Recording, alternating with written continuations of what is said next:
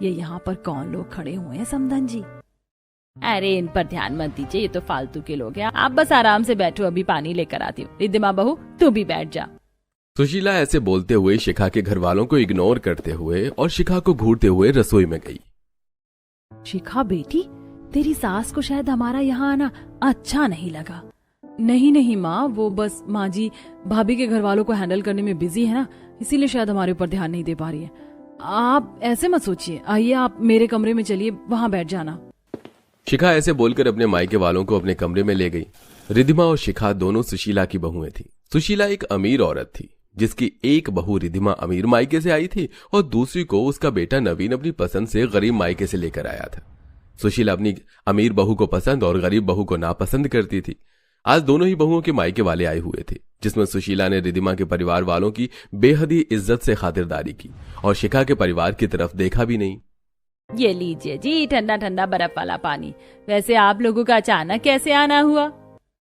बस हम लोग तो आपके शहर से आगे जाने को निकले थे, यहीं एक नया मॉल बना था ना, लेकिन फिर लौटते वक्त ध्यान आया कि रिद्धिमा का ससुराल भी तो रास्ते में पड़ता है, तो हम सभी यहाँ आ गए। वैसे वो लोग कौन थे? कोई खास लोग नहीं थे, वो मेरी बहू है ना शिखा, उसके माँ बाप थे, सारे गरीब। मुझे तो उनका मेरे घर में आना ही अच्छा नहीं लगता। आप लोग नाश्ता करो। एक तरफ सुशीला शिखा के मायके वालों के बारे में ऐसे बोल रही थी तो वहीं दूसरी तरफ, बाहर से तो तेरे घर की कितनी बड़ी बिल्डिंग है, लेकिन तुझे ये कैसा कमरा दिया हुआ है तेरी सास ने शिखा? वो मैं उनकी पसंदीदा बहू नहीं हूं ना, इसलिए उन्होंने मुझे घर के पीछे वाले इस कच्चे कमरे में जगह दी हुई है। अच्छा आप सभी ये बातें, माँ बाबा को ये पानी पिलाऊंगी। रुको एक मिनट, दिखाना तो जरा कि तुमने क्या लिया है। पानी है रिद्धिमा भाभी। हाँ तो दिखाओ, कभी पता चली पानी के नाम पर उल्लू बनाकर जूस या कोल्ड ड्रिंक लेकर चली जाओ। लीजिए देखिए, आप खुद तो अपने मायके वालों को सारे घर का राशन खिलाने को तैयार हो और मेरे 2 ग्लास पानी पर भी नजर रख रही हो। हाँ तो ना रखे क्या नजर? तुझे यूं ही कुछ भी लेकर जाने दे।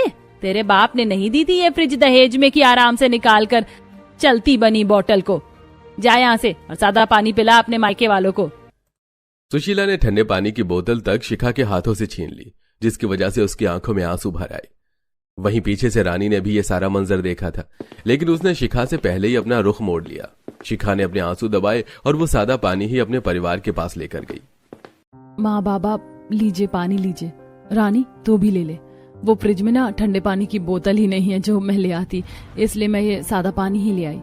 मेरी दीदी हमें कुछ पता ना चले इसके लिए कैसे अपने आंसुओं को छिपा रही है। आप लोग अब खाने में क्या? शिखा, शिखा आई माँ जी। अगर उसकी सास को हमसे इतनी ही दिक्कत है तो बस शिखा आ जाए, हम उसे अलविदा बोलकर चले जाएंगे और कभी उसके घर की तरफ का रुख नहीं करेंगे। एक तरफ गरीब परिवार ऐसे सोच रहा था तो वहीं दूसरी तरफ, यहाँ घर में मेहमान आए हुए हैं, खाना क्या तेरे मायके से आए हुए नौकर बनाएंगे? चल खाना बना। माँ मेरी मम्मा को आज एप्पल पाई, भाभी को फिश करी, भैया को दाल मखनी और बाबा को पनीर खाना है, बनवा देना। सुन लिया ना, तो अब बना देना। ठीक है माँ जी, मैं ये सब तो बना दूंगी, लेकिन मेरे मायके वाले भी तो आए हैं, उनका क्या? हे भगवान, उन फालतू लोगों का तो मुझे ध्यान भी नहीं था। तो एक फ्रिज में 3 दिन पुरानी भिंडी पड़ी है, वो बना लेना अपने मायके वालों के लिए। सुशीला की बात सुनकर शिखा को बहुत दुख हुआ, लेकिन उसने जाहिर नहीं किया।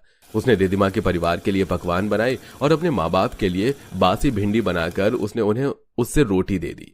खाना खाकर दोनों ही बहुओं के परिवार वाले अपने अपने घर चले गए, जिसमें गरीब बहू के परिवार वालों से सुशीला एक बार भी तक नहीं बोली।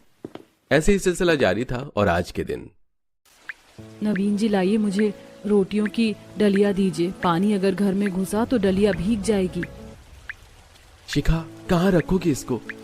देखो तो जरा कितनी तेज बारिश है, सारी छत भी टपक रही है। टपक ही तो रही है, मैं उसे ऊपर रख दूंगी, भले ही भीग जाएगी लेकिन बहेगी नहीं।